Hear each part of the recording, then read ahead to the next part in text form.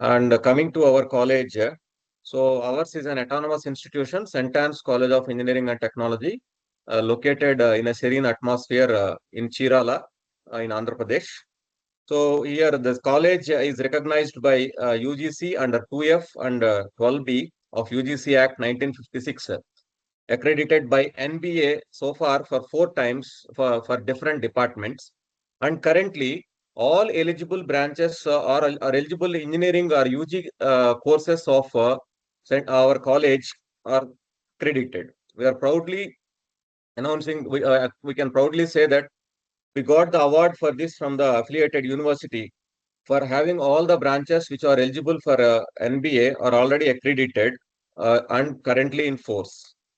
So it is accredited by Institution of Engineers permanently and NAC with A grade for 3 times so far. And now it is having the NAC accreditation for 10 more years from now. And it is awarded A grade by the AP state government, awarded as Best Engineering College in AP for the year 2021 by CEGR, permanently affiliated to JNTUK, and triple A plus grade by Outlook Career 360 magazine in the National Level Survey of Engineering College 2024. So these are the brief highlights of our college, which is located in Chirala, Andhra Pradesh. And coming to our department, which is hosting this particular ATAL online FDP, is CSC with Internet of Things department. It is its inception is since 2020, and currently two batches has been passed out from our department, and we are also moving to apply for the NBA in the coming few months. So with all this briefing about our college, I would just like to welcome all the participants to the day 3 session of a 6 day online FDP, uh, having on a forensic cybersecurity concept, research, trends, process, challenges, policy, and compliance. Okay, so I'll just try to introduce today's resource person briefly. Yeah. So we are having 2 sessions today.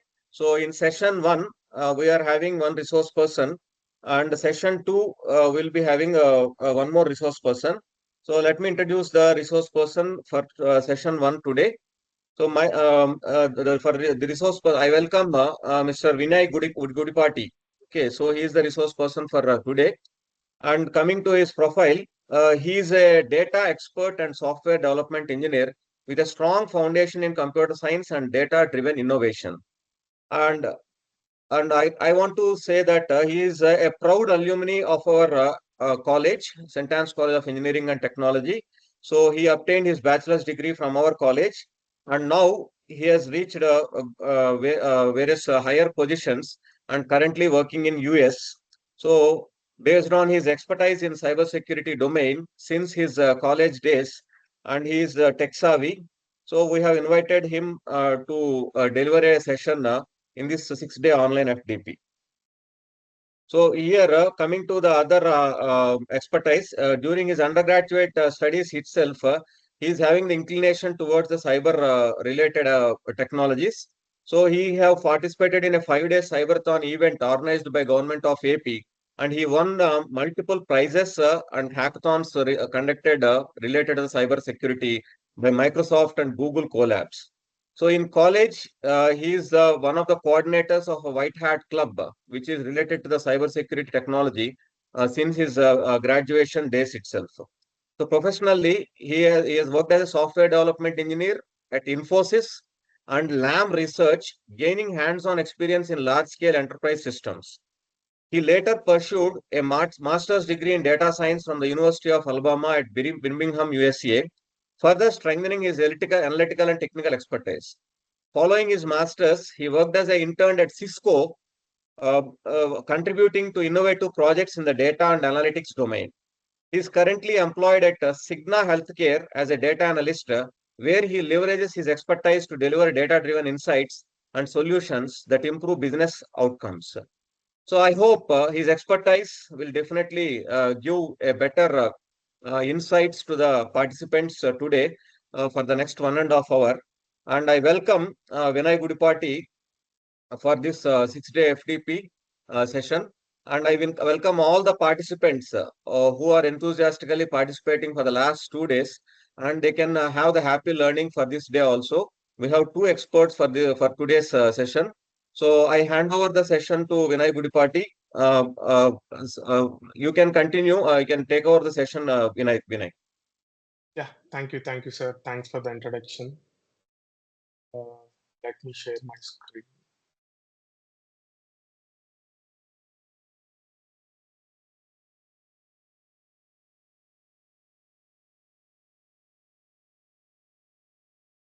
So yeah, welcome everyone. Today, I'm introducing some of the most important analysis techniques we use to understand, detect, and defend against modern cyber threats.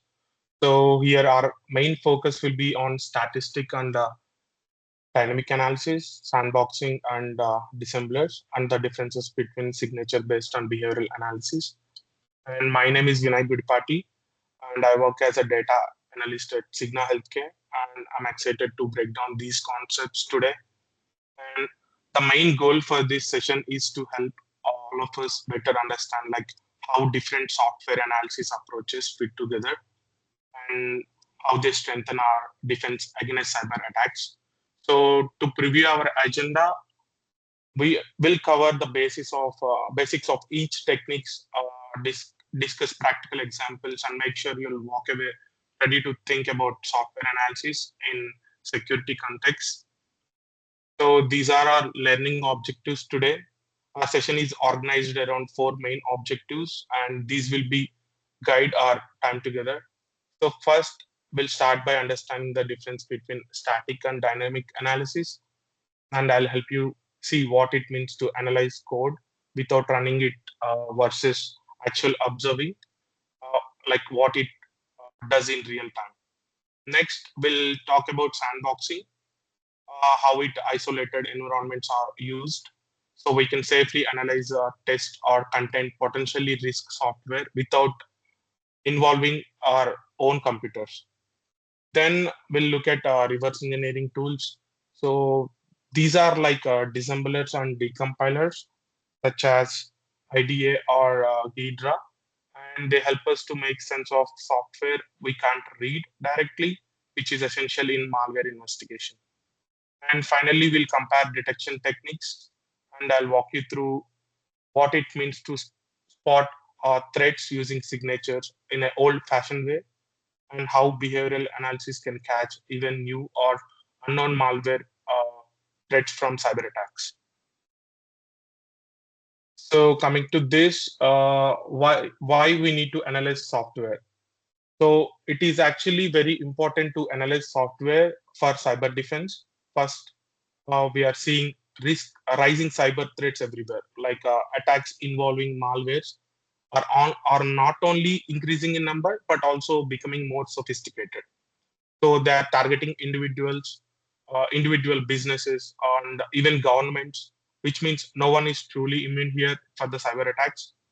So secondly, software and malware analysis is absolutely critical for defense. So by examining suspicious file, we can figure out how threats actually work, and this help us find attacks and pull out indicators of the compromise and defense. And also, we can develop defensive strategies before systems are impacted. Lastly, there are plenty of real-world use cases. Analysts use these techniques to stop our virus outbreaks, investigate ransomware, and assess suspicious files and programs.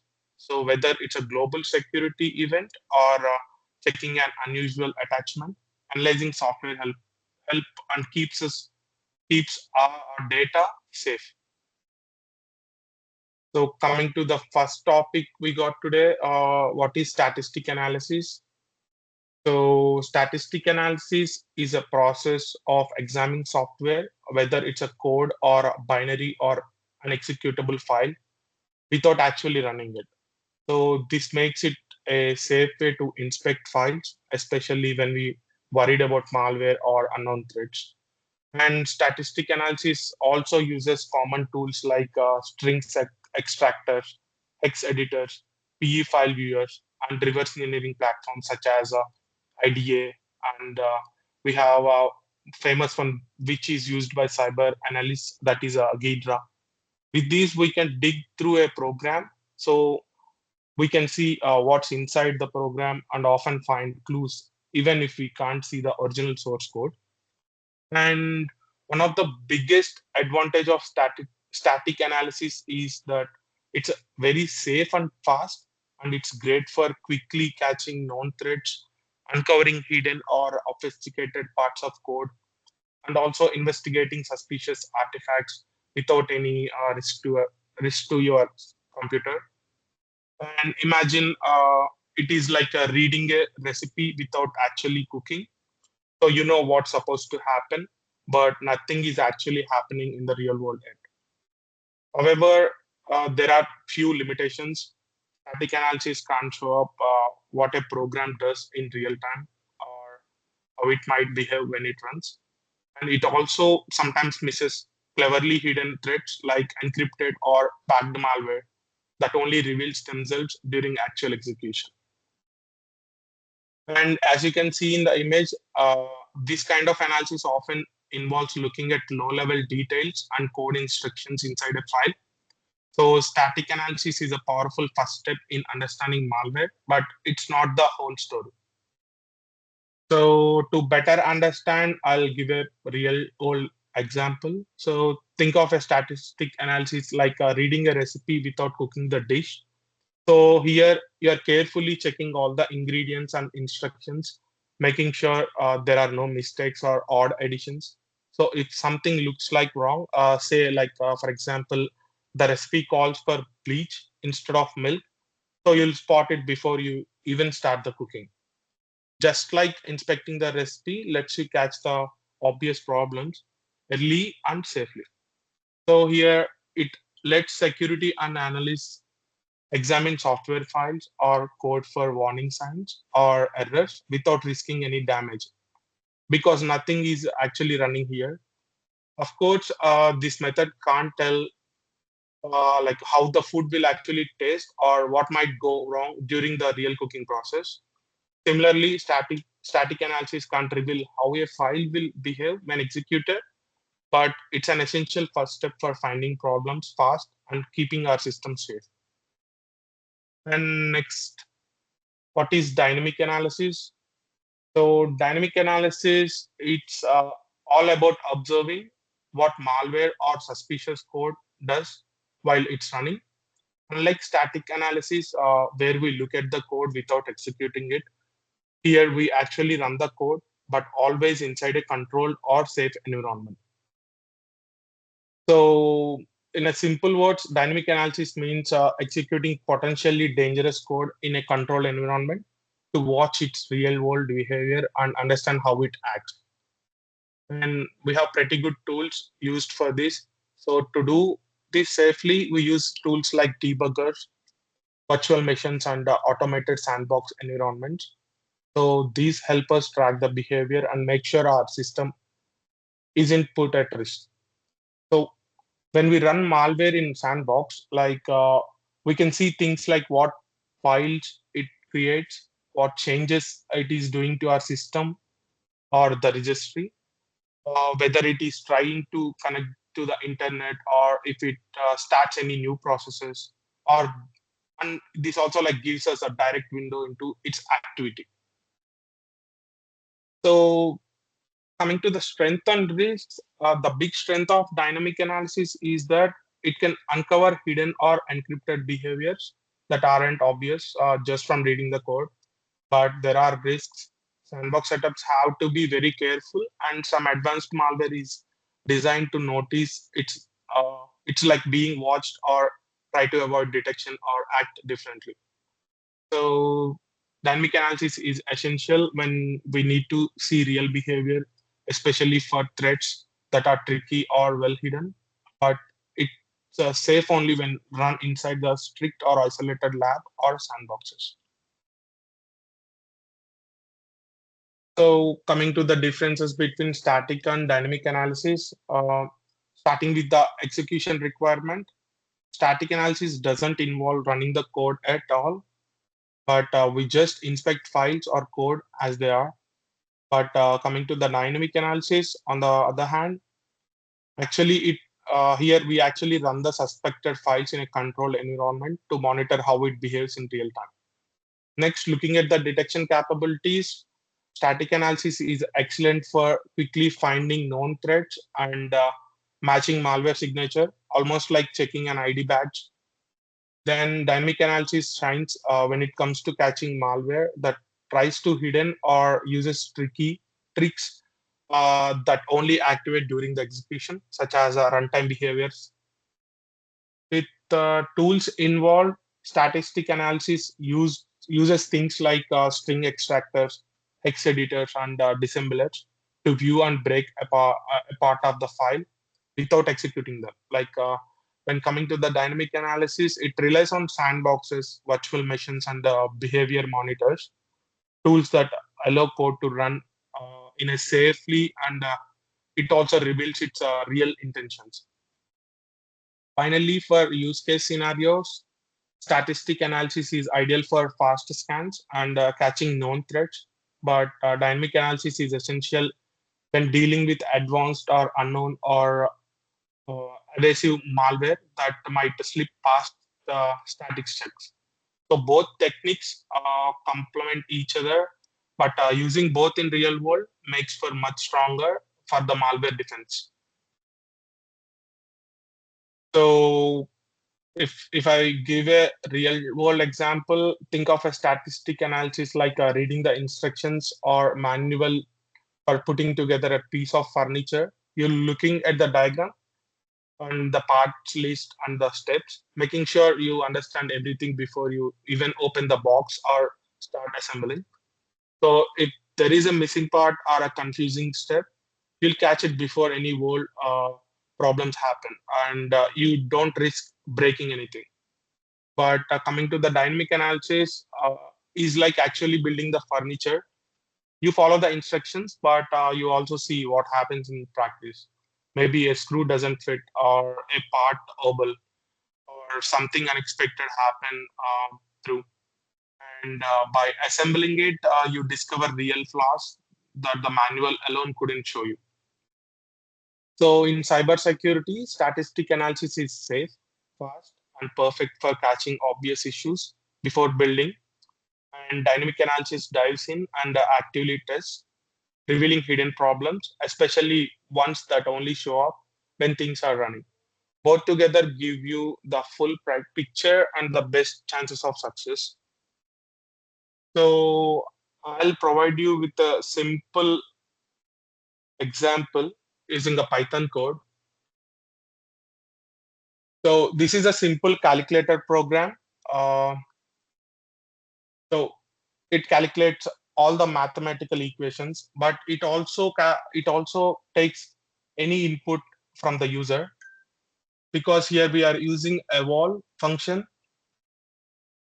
So it takes a string and evaluates in a Python code. So if someone types addition like 2 plus 3, it will calculate and return 5. So in the real world calculator program, uh, it works same like a real world calculator program. But here we are using eval, which works for all the inputs. So for example,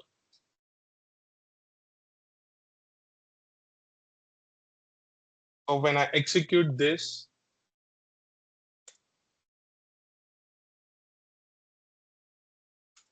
so it is giving 7. Obviously, this is a calculator program, so it will work for all the mathematical equations. But for example, if I give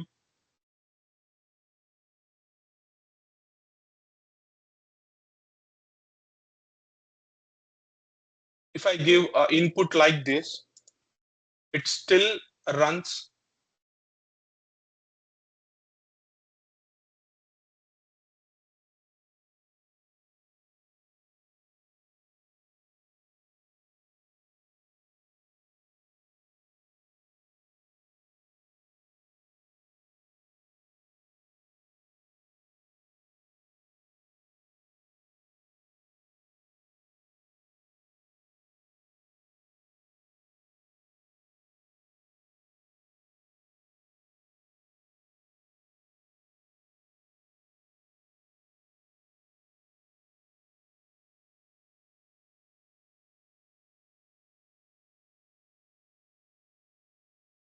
So it still runs and it gave us a 1. But why it is risky here? Like evolve will execute any Python code, not just math expressions. This means like a user could enter something like this: import OS system RM minus RF. So and this is very dangerous, and the program would carry it out. So the best practice is only use evolve on a strictly validated or safe input, like any mathematical equations. Why does this code do? Like what exactly this input do? Like when we give this input, it loads Python OS module, letting you interact with your computer operating system. And this system braces RM hyphen. These command will actually calls your operating system command line and runs the command RM minus RF. So in our Unix and Linux and in Mac, RM hyphen RF backslash means like delete all files and subdirectories starting at the root of the file system. So it's one of the most destructive commands you could run.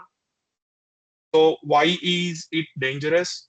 So running this command will start deleting every file your user has permissions to delete, which can quickly wreck your operating system or programs or any personal data. So this may like the computer may become unbootable also. So if you are running as a super user, it could delete the entire drive, including critical system files also, making recovery extremely hard. So we have another method, which is the automated static analysis, where we can use Flake instead of Python.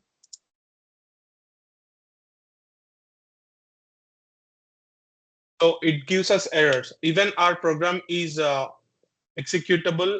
There is no errors in the program. Like earlier we already executed that, but still it is giving us a few errors because automated static analysis helps us quickly spot coding mistakes and style violations, and it keeps our code clean, readable, and more secure by catching issues early. And we can also use PyLint. Um, you can try by your own whenever you get a chance. So this is one of the example for static analysis. Then coming to what is sandboxing. So sandboxing is a process of running suspicious or unknown code inside a special protected or isolated environment. So it can't like harm your actual computer, like computer or network or any important files. Think of it's like building a secure glass box. uh, Whatever happens inside, the outside world stays safe. So the main purpose of sandboxing is to give security experts a way to observe like how potentially dangerous software behaves, so they can see like if programs try to make changes to the settings, or is it trying to create or delete any files, or is it sending data out of the internet. So all without like risking their own systems, we can use this sandbox, and it's a core feature in antivirus programs, and also for email filters, which check attachments before you even open that. And it also threat detection solution for so many big organizations and research labs that study malware. So, for example, imagine you receive an email at work with an attachment from an unknown sender. Instead of allowing that file to open on your main computer, the company's antivirus automatically opens it in a sandbox environment first. So, if it tries to infect files or steal information or do anything harmful, the sandbox trap those actions, and your actual computer and network and data remain untouched. So, um, to give a solid example, like having a wild animal in a secure cage. So where you can watch safely and learn about its behavior without worrying about anyone getting hurt. So by using sandboxing, organizations prevent malware and cyber threats from escaping into live environments. So buying precious time to analyze and respond to the new attacks.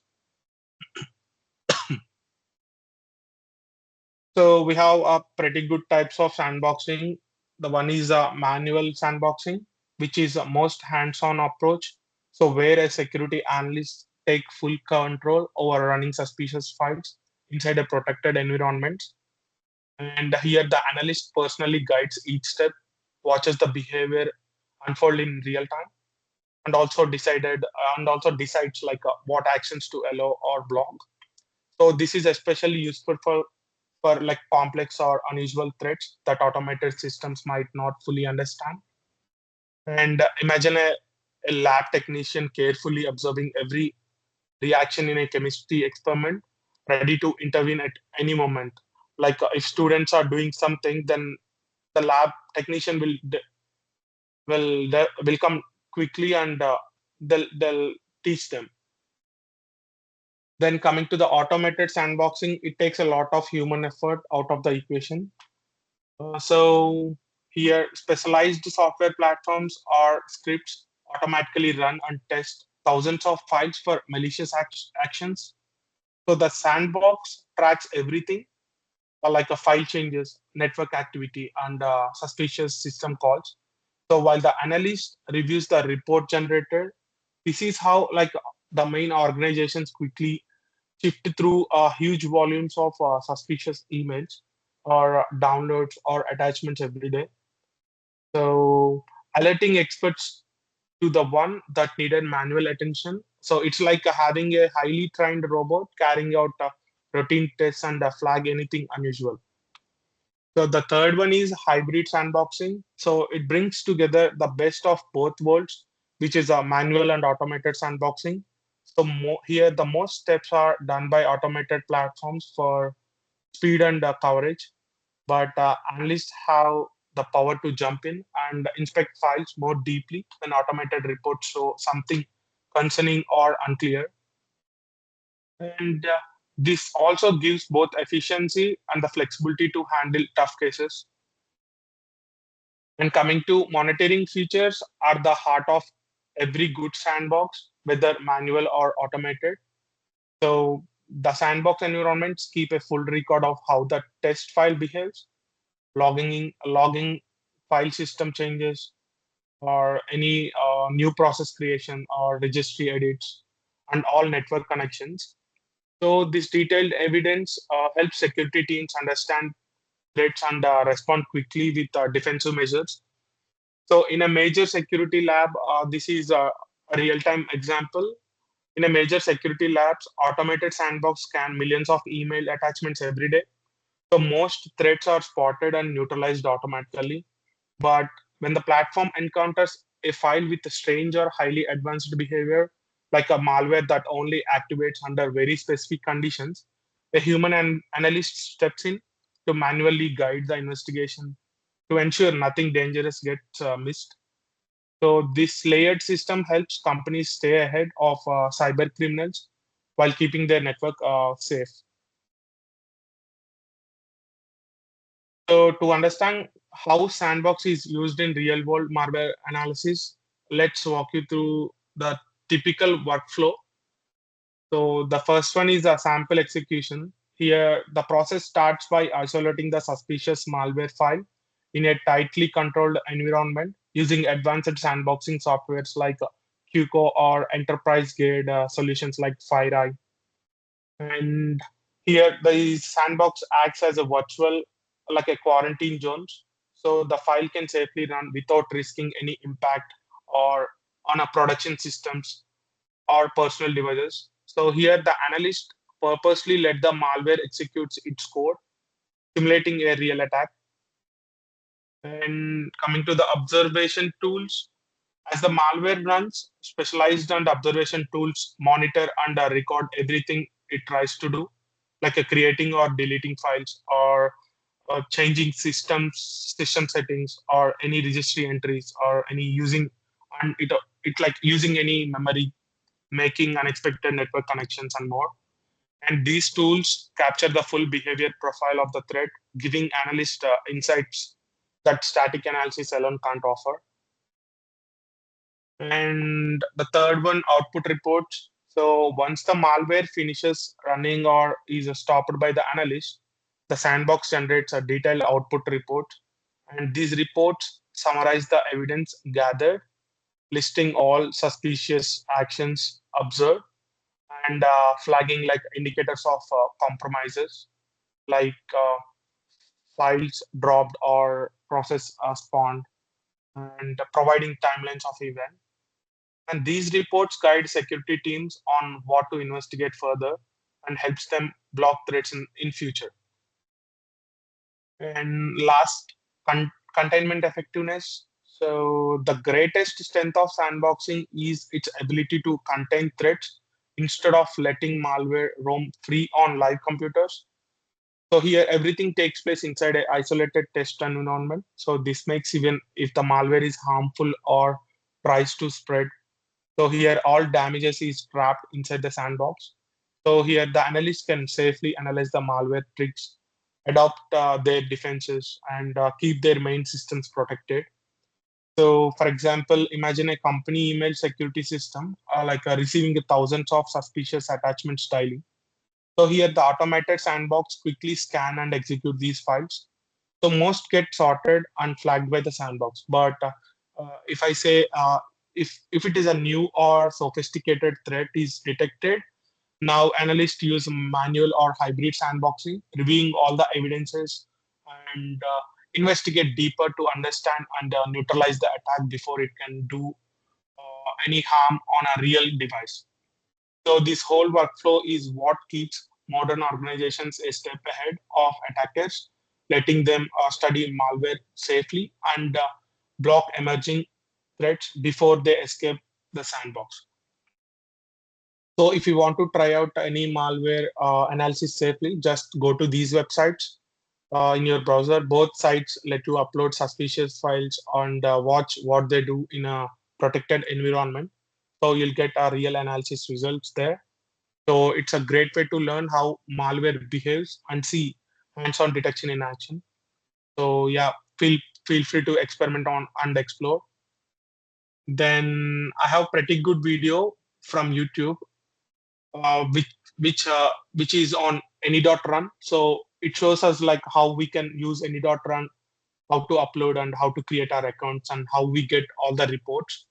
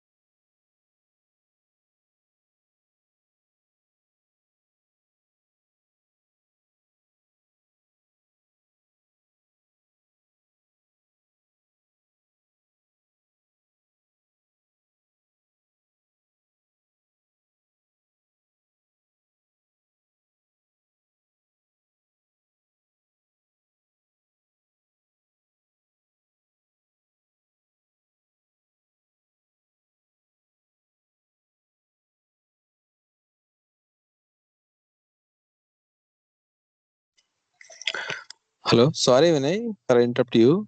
There is no audio from your side. Sorry, it's not coming. There is no YouTube audio. Like what? Yeah, now it okay. Okay. Actually, I muted.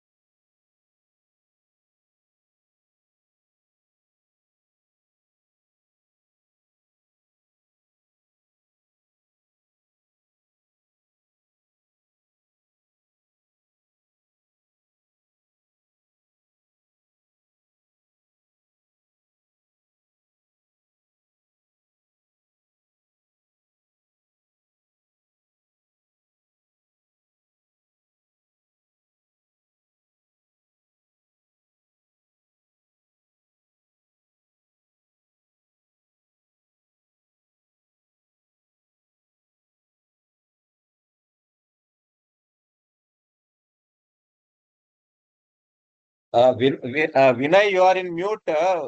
Mute లో ఉన్నారు ఒకసారి unmute చేసి.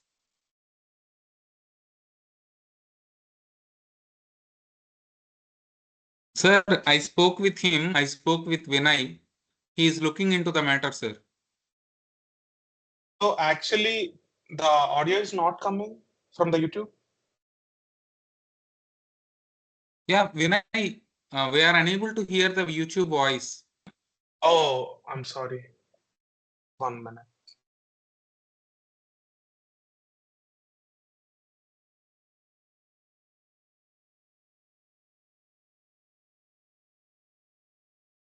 Let me open this video in YouTube.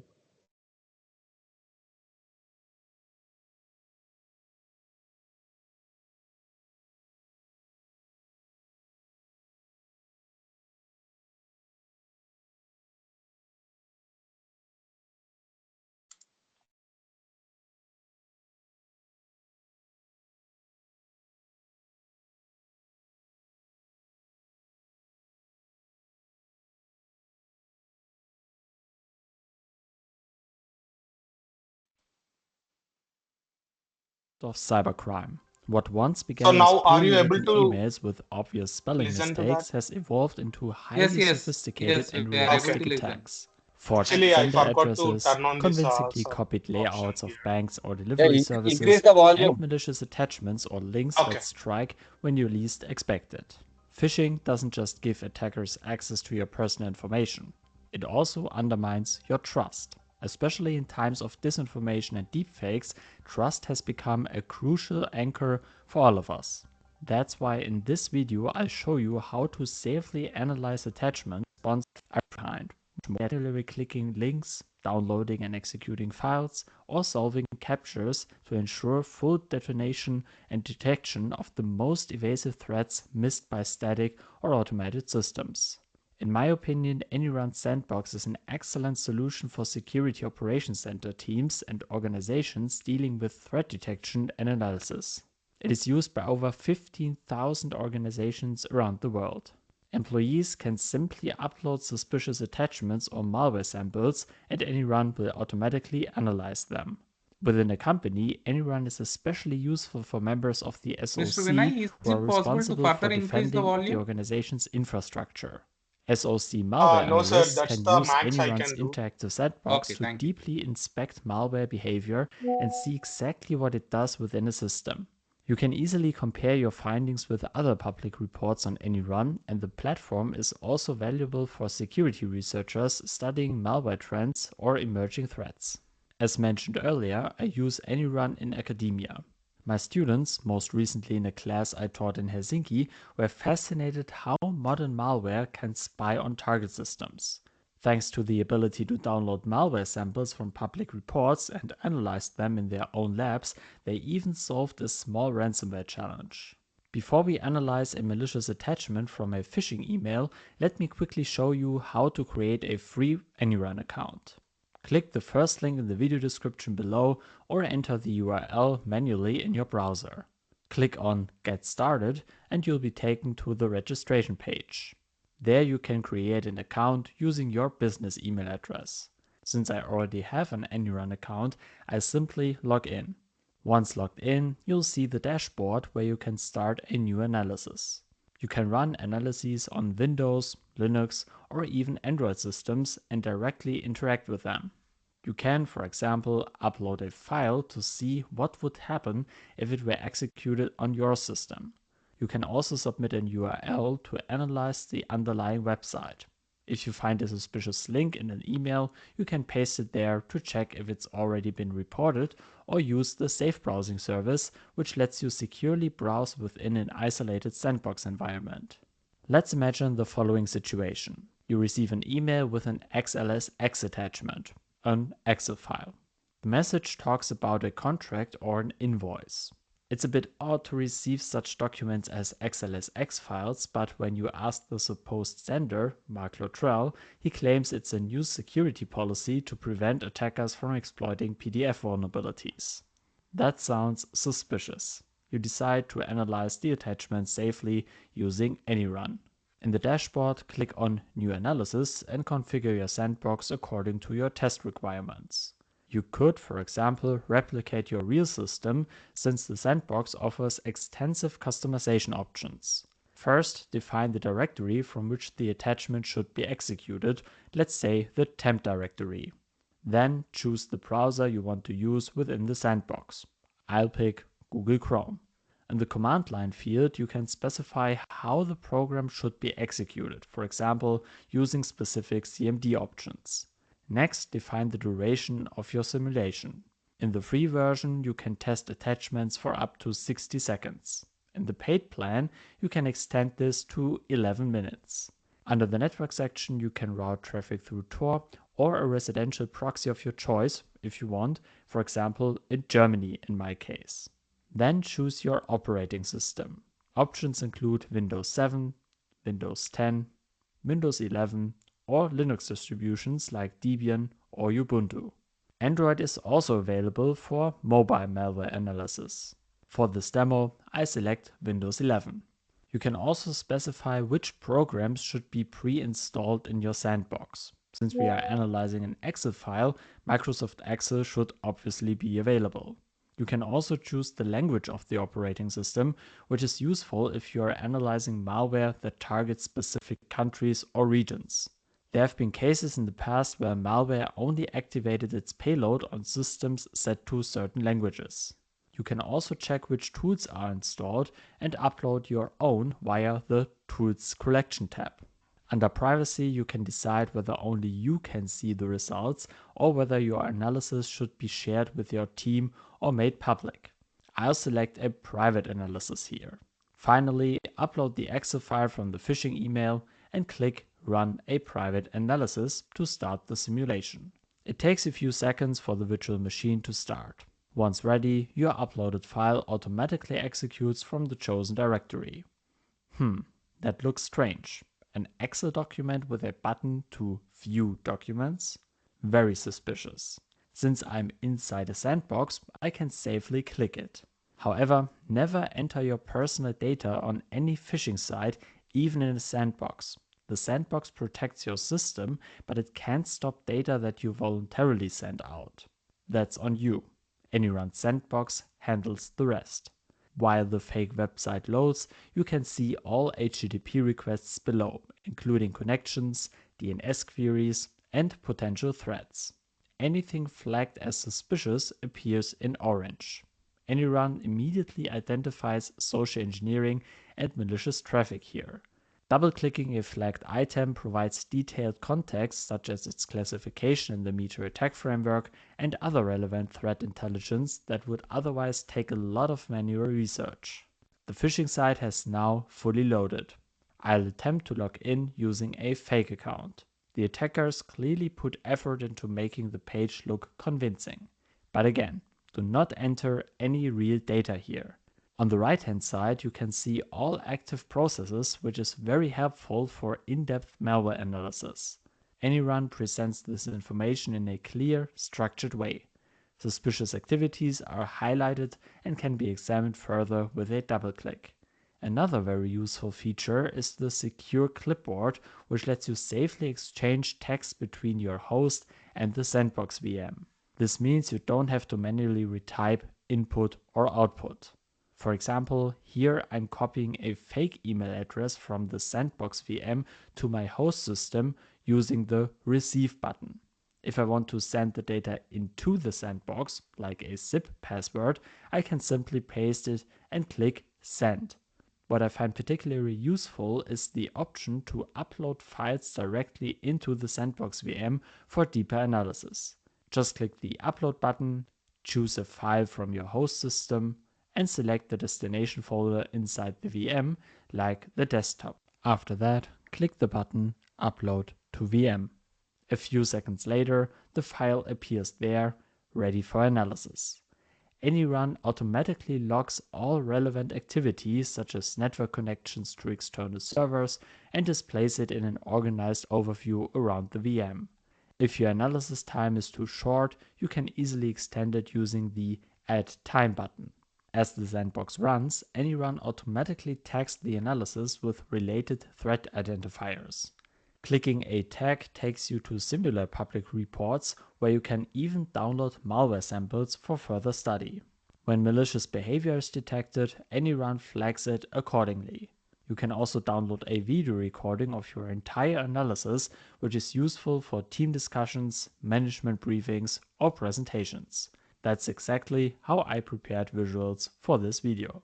As you've seen, AnyRun Sandbox offers a simple yet powerful way to analyze cyber threats. I use it frequently, especially in academic settings, and my students always enjoy experimenting with it. If you'd like to support me and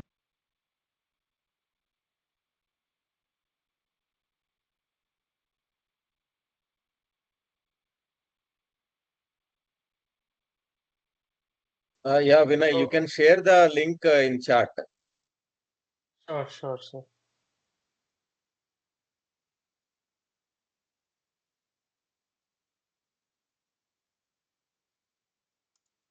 So this is pretty good about any.run. So to give a quick recap on this, so here the video starts by describing how phishing attacks have become much more sophisticated, or no longer just bad spelling in emails, but now concerning convincing fake sites and realistic attachments that can easily trick anyone. One moment,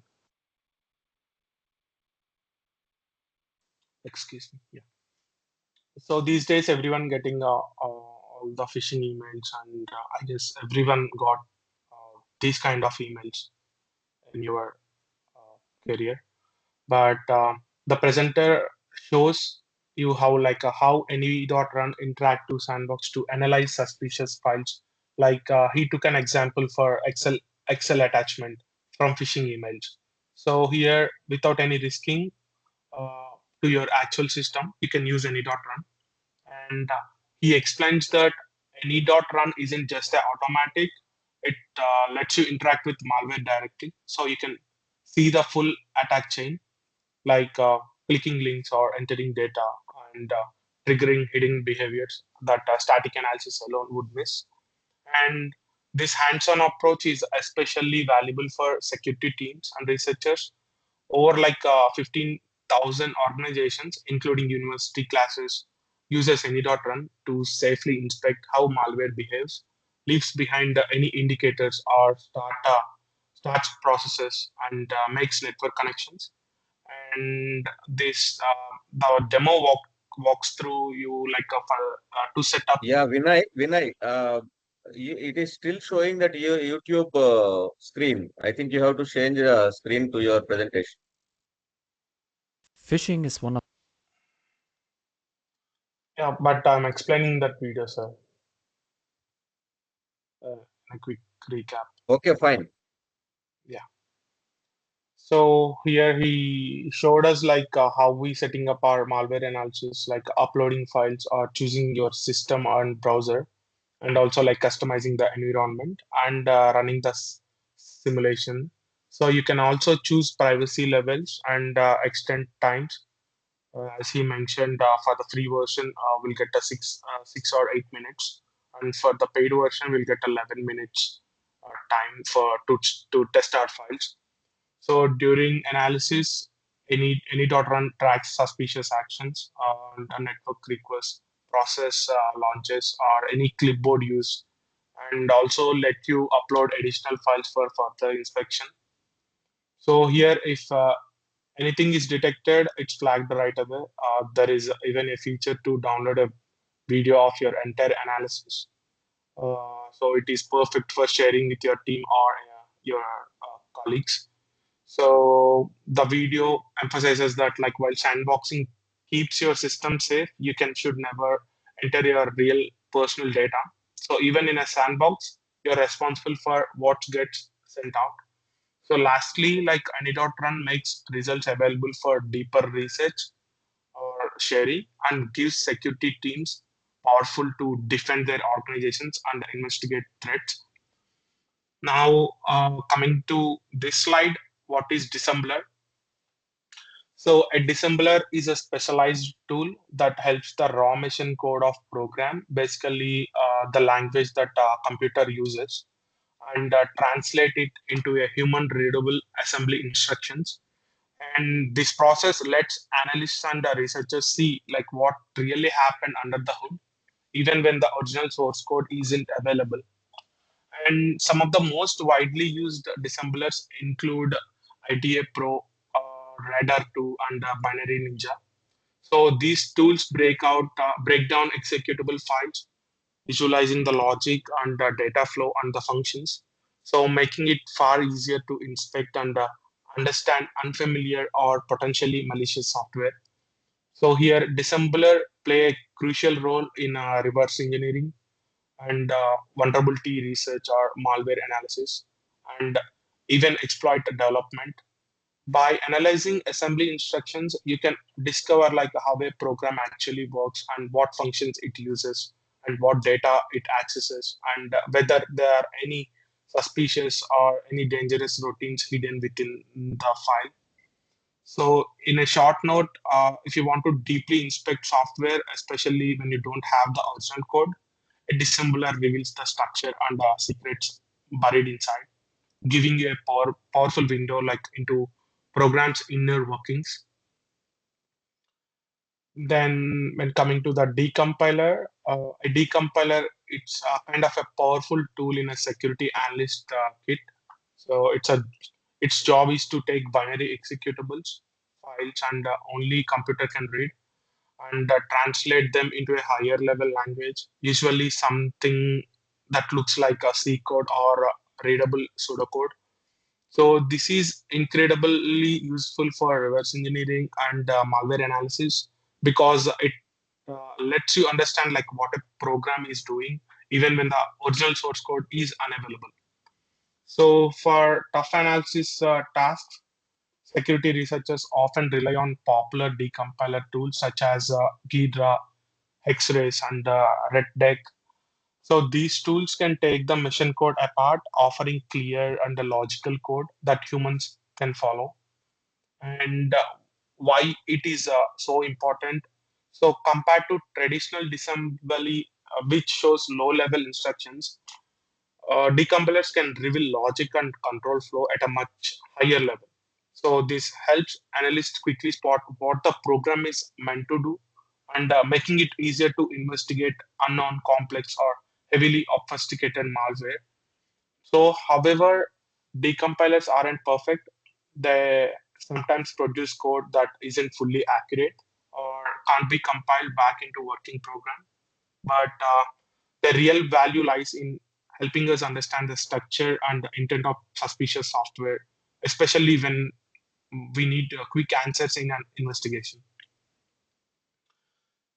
So here, IDEA Pro is one of the most advanced and widely used dissembler that are available. And here, security analysts and malware researchers use it to break down complex programs into readable assembly instructions, and also mapping out how each part of software interacts with the powerful features of code visualization, automatic function detection, and control flow analysis. So IDEA Pro helps experts dig even the most sophisticated or protected files, making it possible to spot hidden logic and vulnerabilities. So on the other hand, we have a Ghidra, which is a free open source decompiler, and here we can do reverse engineering, uh, and it developed by NSA. And Ghidra stands out because it translates machine code into highly readable C-like code. So you don't need to be an assembly expert to follow like what suspicious program is doing. So it can handle complicated executables and offers automated analysis and plugin support and collaborative features for teams working together. And both tools are essential for malware analysis. So IDEA Pro exposes every instruction, function, call, and branch in the code. So when coming to Ghidra, lets you see higher level logic that's much easier to understand. With these analysts can track exactly how malware operates, reveal hidden threats from packed or encrypted regions, even identify what data a program might try to steal.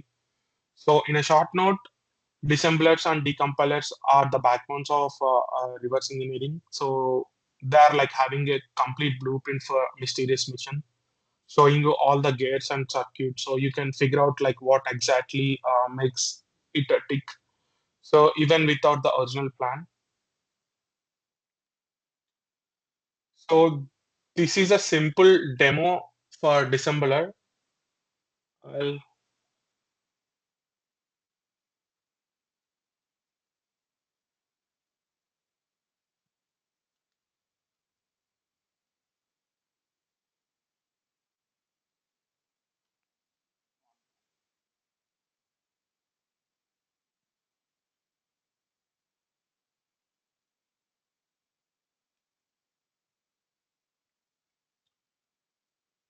So on this slide, on this page, you see a live view from Godbolt Compiler Explorer, a free website that helps you peek behind the scenes. So, like how our code is turned into something the computer actually uses. So on the left side, there's a simple C function called add, which just returns a sum of two integers. This is something we might write ourselves, and it's very straightforward to read. That is like a return A plus B. So on the right side, it's getting interesting here. So this is the assembly code. The actual instructions the computer will follow. These are the actual instructions that computer follow while compiling our code. So these aren't designed for humans to read, but dissemblers like Godbolt or professional tools like Ghidra or IDEA Pro let's see them for analysis and debugging. So let me walk you through on few instructions here on the right side. So first we got a push RPP and all these two lines, number 2 and 3. So this is for the function to work safely. It's like laying out the desk before like doing the calculation.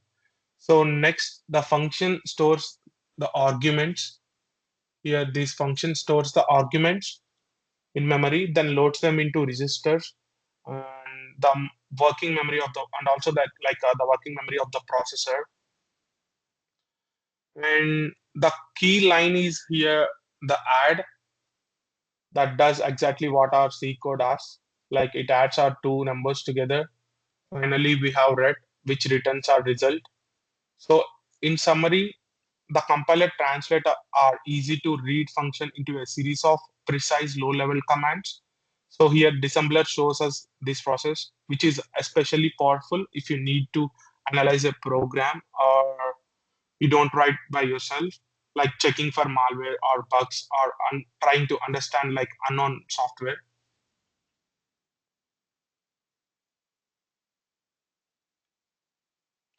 So next, we got a signature-based analysis. So signature-based detection works much like a security guard checking everyone who enters against a list of known criminals. So when an antivirus or a software security scans your files, it looks for unique fingerprints which is called signatures. So that matches the database or known malware. So if your file matches one of those signatures, the threat is blocked on the spot. And also, like a signature could be anything identifiable and unique to specific piece of malware, or a hash value that generate from the file contents and a particular sequence of bytes or even a fragment of code.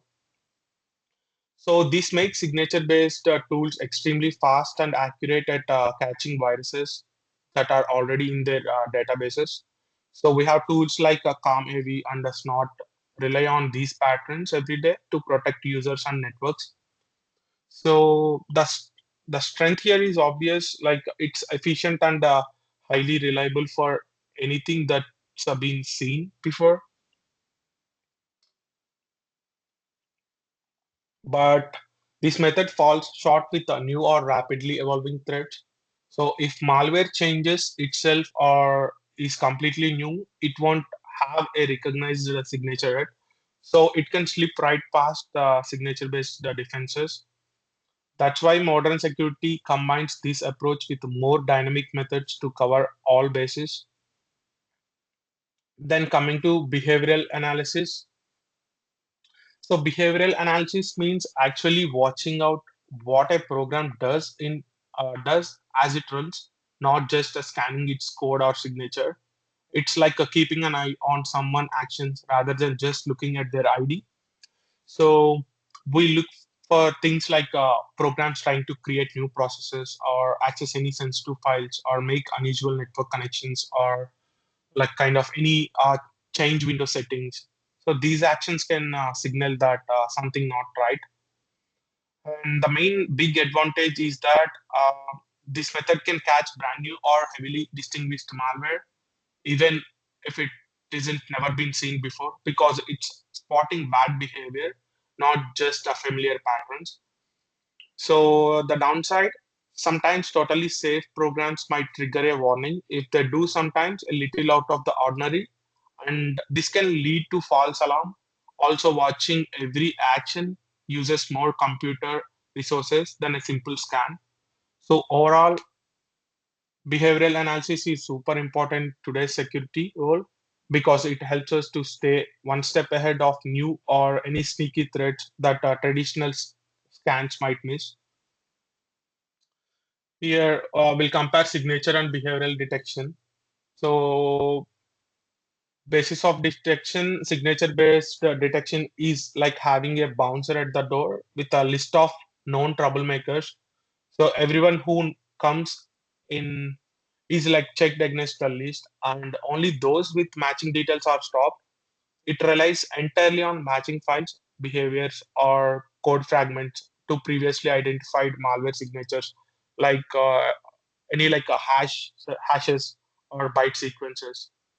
So when coming to behavioral detection, in contrast, is like watching guests at a party for suspicious actions, no matter like who they are or like what's their background is.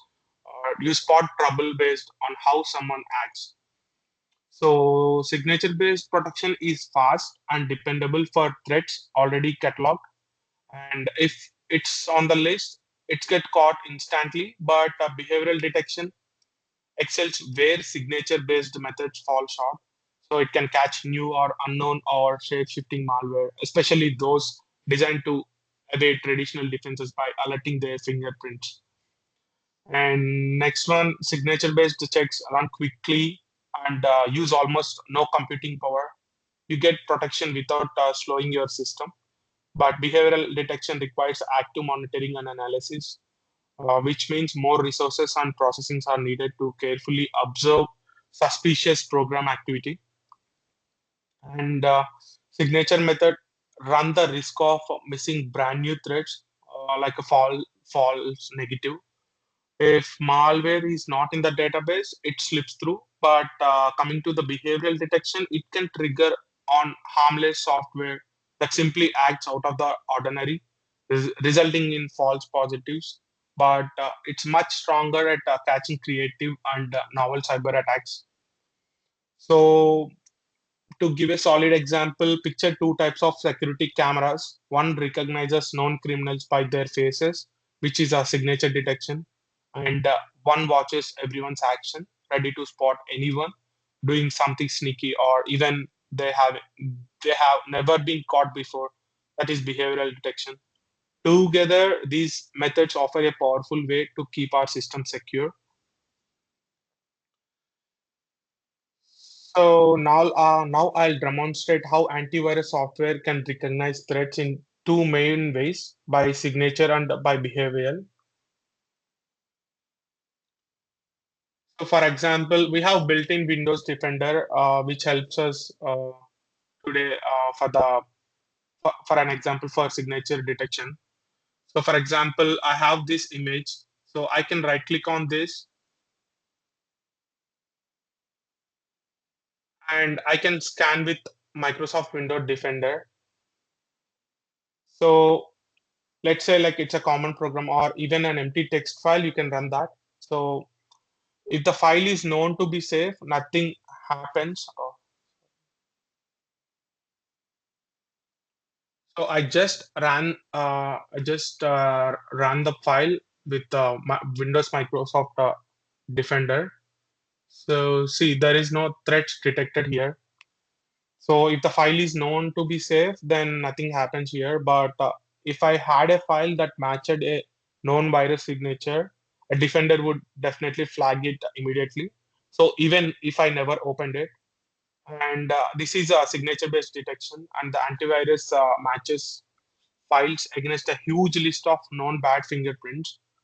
So for behavioral detection, we have few softwares like McAfee that we use in our daily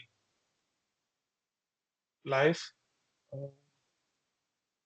So I'll just give a theoretical explanation for behavioral detection. So now imagine I create a brand new program that's never been seen before. So Defender has no signature for it in its database. So if this new program tries to do something suspicious like access protected parts of my computer or download files or change any important settings, a modern antivirus might notice this strange behavior and warn me like even though it had no prior signature. So we have pretty good softwares available. The one which I'm using is McAfee, and this is behavioral detection, monitoring what files does, not just what it looks like. And to give a solid example, think of a signature-based detection like a bouncer at a club checking everyone's ID against a wanted list. But when coming to the behavioral analysis detection, it's like a bouncer watching for suspicious actions, like someone who's acting strangely, even if their name it isn't on his list.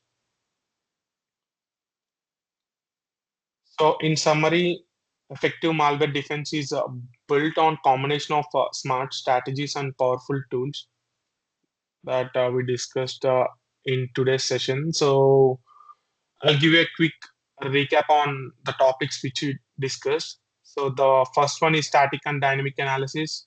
static analysis lets us safely inspect suspicious code without running it. So we can spot problems in advance. When coming to dynamic analysis, it goes a step further, letting us see how code behaves while it's running. So it's very crucial for catching threats that reveal themselves only in real time. And sandboxing. So by running unknown files in secure or isolated environments, like a sandboxes, the one example is any.run. So we can analyze potentially dangerous behavior without rising or risking damage to our real systems. So this is a core practice for both research labs and corporate security. And the third one is reverse engineering tools. So we got dissemblers and decompilers like IDEA Pro or Ghidra, which allows analysts to dive deep into malware and software internals. So it helps us to uncovering hidden logic or imported functions and tricky exploits, even when source code isn't available. And the final one is detection methods. Signature-based detection is excellent for finding known threats fast by matching patterns, while behavioral detection excels at spotting brand new or evolving malware by monitoring like what programs actually do. So combining these approaches gives us a strong foundation for understanding and analyzing, defending against the cyber threats in today's complex digital world. And if you are interested to dig deeper into malware analysis and cybersecurity, here are some great places to start. We have free tools, Ghidra, which is developed by NSA for powerful reverse engineering, and explore QCO, Sandbox, CalmAV, and virus tools for hands-on malware analysis and scanning at no cost. And these tools give us real practice with safe, controlled environments and robust reporting features. And books, there is a book called Build Your Foundations with Practical Malware Analysis by Fikowski. So, and the other one is The Art of Memory Forensics and Malware Analysts Cookbook. So these are some of the most respected resources by pros in this field. And we have some online communities. So get involved in forums like Malware Analysis in Reddit and Stake, Stake Exchange Security or connect with security experts on LinkedIn, and have a regular discussions will help you stay current and learn from experiences of others, and participate in interactive challenges on Try Hack Me and Malware Unicorn and Cyber Defenders. So these sites offer guided step-by-step classes, so you can master practical skills.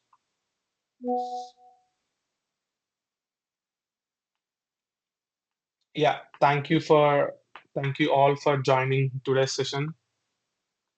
So now it's your turn. Please feel free to ask any questions if you have any, and share your own experiences. And let me know like if something wasn't clear. I'm all yours.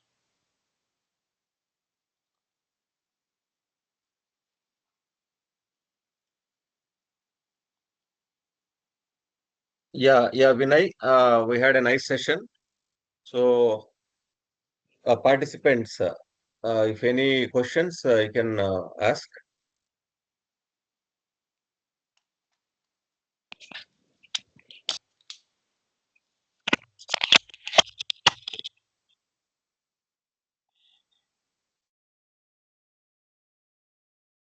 Mics are Yeah. also enabled for all the participants.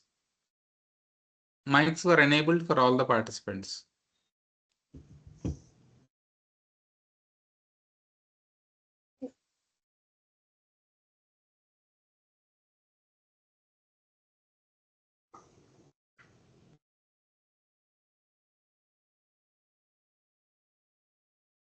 Sir, it seems like there are no queries from the audience. Yeah. So, I thank Vinay Gudipati for your timely acceptance of the invitation and presenting and delivering a session for this 6-day online ATAL FDP. So hope all the participants got some good insights into the cyber forensics specialization area. So let us have a break for 6 minutes. So, and we rejoin. Let us have a break for 5 minutes and rejoin. So, for the next session, we'll have one more resource person. So I think all the participants will rejoin after 5 minutes. Thank you. Yeah. Good evening, sir.